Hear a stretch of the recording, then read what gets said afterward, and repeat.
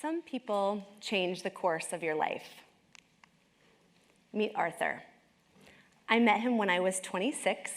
He was 85. In my 20s, I lived in Manhattan and then in Brooklyn.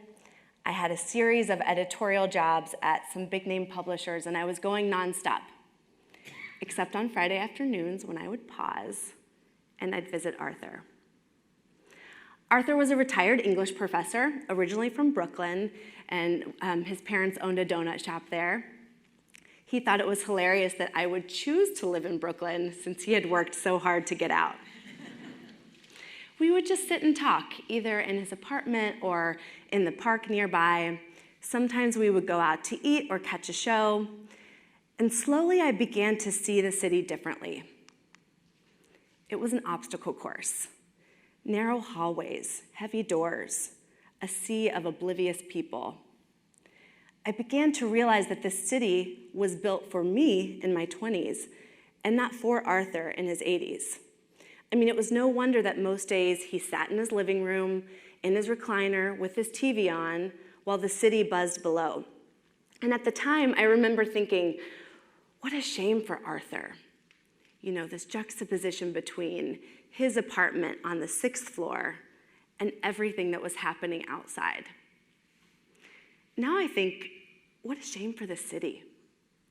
The city was missing out on his life, his humor, his experience, his participation, his business. What a shame for the city to miss out on my friend Arthur. I'm here today to say we fundamentally must change the way that we view aging and how we plan our communities for it. Fast forward 10 years, and thanks in large part to those Fridays with Arthur, I am now a gerontologist. Show of hands. How many people know what a gerontologist is? That's about what I thought. I am not a doctor, that's a geriatrician. My training is in demography, so population change, and social gerontology, which I think of as a mix between sociology and public health. I lead an initiative called Age-Friendly Greater Pittsburgh, which is all about making our region more inclusive and respectful of all ages. We want transportation and housing and the whole community to work for Arthur and in turn to work for everyone. Because that's the thing. If a sidewalk, say, works better for Arthur in his wheelchair, then it's going to work better for a 6-year-old with a giant backpack. And it's going to work better for me, a 36-year-old new mom who's pushing a stroller. A menu with pictures and large, clear font. A museum with plenty of places to sit and rest. This is age-friendly. It's better for older people, and it's better for everyone. A cashier who's trained to not rush you. An acquaintance who reintroduces herself. I mean, how many times have you thought, I know this person, but what the heck is her name?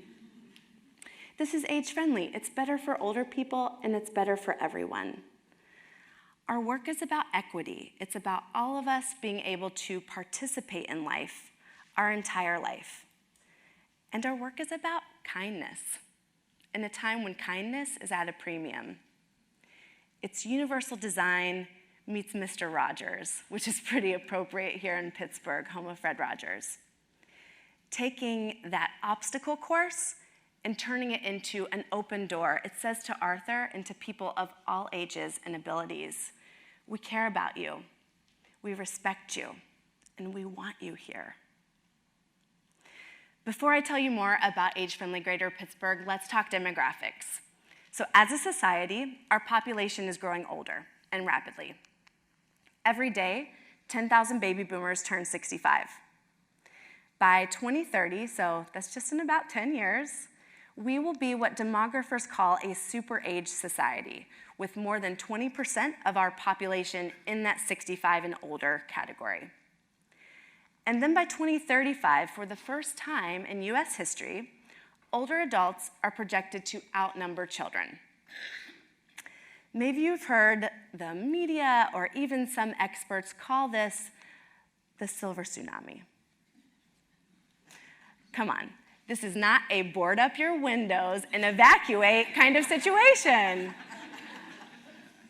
This is our new demographic reality. Is it unprecedented? Yes. Is it urgent that we act? Absolutely. But we've got an opportunity on our hands, not a crisis.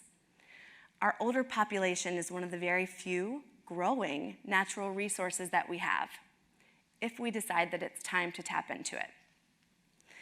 Okay, I mentioned the silver tsunami. Please never use that again. While I'm at it, let's have a quick vocab lesson because language matters. So at Age Friendly Greater Pittsburgh, we say older adults or older people, neighbors, generations, instead of senior citizens or the elderly. Older is relative. Everyone's older than someone, and it's recognized as the preferred term. We avoid saying cute and adorable when we're describing older people, and this is to stop infantilization or comparisons of old age to childhood. This is about respect. So a group of older veterans playing banjo, that is powerful, that's uplifting. It's not cute. We say living with instead of suffering from. So we know that people can live with dementia for years. To assume that they're suffering is to assume that we know that person's lived experience, and unless we personally do, we don't. Okay, so talking about changing the way we talk about aging goes hand in hand with changing how we view aging. Aging is often viewed as a decline, sometimes slow, sometimes fast, but most often frustrating, sad, and lonely. Instead of a descent, what if we viewed aging as an ascent? The research backs me up. So according to a longitudinal study out of Stanford, older people are happier than the rest of us. The peak of our emotional life may not occur until well into our 70s. And older people are significant contributors. So here in Pittsburgh, the headlines are all about tech companies and other startups attracting millennials to the city. As a millennial myself, I'm not knocking this. But in reality, most entrepreneurs are over the age of 50. People in their 50s and 60s launch new businesses at nearly twice the rate of people in their 20s. It's ageism that holds us back. What we need to realize and to celebrate is that we're all aging. In a world that's more polarized than ever before, aging is something that we have in common. It's a way that we can connect. So earlier, did anyone notice that I said I'm 36? I call this age dropping, kind of like name dropping, and I try to do it as often as I can. In preparation for this talk, I conducted a super informal poll at work. I literally titled an email, super informal poll, and I sent it out to 19 of my coworkers. It read, in a professional setting, like in a meeting with new people, do you share how old you are? Yes or no, and why? Most people said no. Of the ones that said yes, most people said that they weren't going to share their age first. The word irrelevant came up a lot. People said that their age wasn't really applicable in a professional setting. One person said that there wasn't anything really special about her age, which was 44, so why would she share it? My younger coworkers said no because they wanted to be taken seriously. Too young, too old. Age discrimination cuts both ways, but it doesn't have to. Our age, whatever it is special. It's part of who we are and what we bring to the table. I learned so much from our fellow last year, our intern, and she was 23. We need a multi-generational workforce because we need people with different skills and different perspectives to solve problems. We need intergenerational dialogue in our communities for the same reason. Okay, so aging isn't something that older people do. It's something that we all do. It's a universal experience that starts the moment that we're born. And yes, our population is getting older. That's a fact and an asset, so long as we design our communities to match that reality. Enter the age-friendly movement. It was started by the World Health Organization, and in the United States, it's led by AARP. In Allegheny County and Pittsburgh, we involved more than 100 organizations and 800 people in our 2-year planning process. Today, dozens of projects are underway, and true to our name, we are friendly. We are serious about fun, as one of our community partners likes to say, and that's on purpose, because we see it as our job to flip the script on outdated, frankly false, notions of growing old. We're celebrating the gift, the ascent that is aging. For example, the crossings. This is what we call our pop-up performances to spark change at dangerous intersections. Basically, we rally neighbors to dance through crosswalks in the time that they're given to show that streets are public spaces for more than cars. At the very beginning, I said that some people change the course of our lives. Also, the course of our action. Meet Rose. Rose was 72 here and using a motorized wheelchair. Right before this photo was taken, she pulled us aside and she pointed at the park across the way. She said, "I have lived in this building for 5.5 years, and I have never once attempted to cross the street." We said, "You are crossing today." And that day sparked a series of conversations with Rose and with other residents in her building, some who had actually been injured in hit and runs at that intersection. Together, we came up with a list of recommendations for the city, and guess what? The city listened. The intersection is now equipped with new signage, widened curb cuts, and a head start for people crossing. We're awaiting even more upgrades thanks to thousands of dollars allocated from the city budget. Now, this was a success for the physical environment. It was also a success because people felt heard, and they were heard. Some more examples of our work. We've instituted age-friendly training for all new Port Authority bus drivers. We communicate to them what older riders told us was key, such as lowering the bus without them having to ask. We've gotten coffee shops to challenge customers to put down their screens, put down their phones, their laptops, and talk to one another. We have table signs that say, "Join me, I'm open for conversation," and "Sorry, can't talk, maybe another time." Now, this is a fun demonstration, but the point is to combat social isolation and loneliness, which we know impact people of all ages. In fact, in a recent survey of more than 20,000 Americans, the youngest group, Generation Z, people ages 18 to 22, that youngest group reported the highest levels of loneliness. And we've raised the profile on innovations to help people live where and how they choose.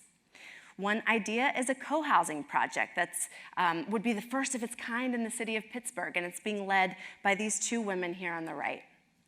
Each unit would be a complete home, but there would be shared spaces like a giant dining room for neighbors of all ages to intentionally connect with one another.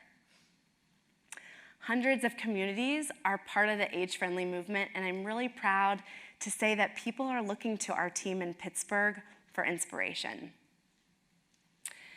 To be an age-friendly advocate, you do not have to be a gerontologist. I'm going to give you 2 simple ways. 1, get to know your neighbors. Bonus points if they're a different generation. You know, we grow up sitting at the kids' table, and we tend to move through life with those people. Imagine the richness if we mix that up. And 2, own your age. Celebrate it. The next time you're in a meeting, try age dropping and see what kind of power it unlocks in you and your team.